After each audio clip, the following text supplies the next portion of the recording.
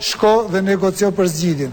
Nëse këtu e kanë Amerikanë vinë e kuq, atëherë s'duhet shkoj kush me negocioj direkt Basha me Amerikanë.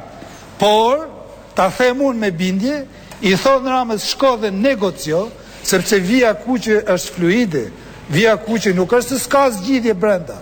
Dhe e fundit, pikërisht në brëm, ka ndodhur zhvillimi i ri, që unë nuk shoh më se ka vit kuqe të asaj trashësie që ka qenë, vija kuqe pothuajse është ngritur mbrëm, është hequr dhe është avancuar drejt një zgjidhje sa kohë që i referoheni tani kushtetutës në që lejon të delegohet pushtet dhe detyra ndërkombëtare.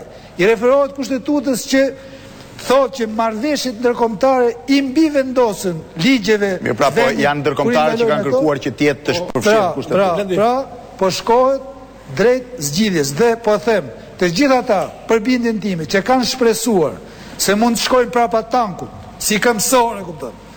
Dhe me shpresën se opozita s'do ta votojë reformën dhe do ta akuzojmë me njëherë si fajtore anti-amerikane dhe do bëjmë fushat me këto terma, do shgënjehen keq. Për një minutë, badon, po.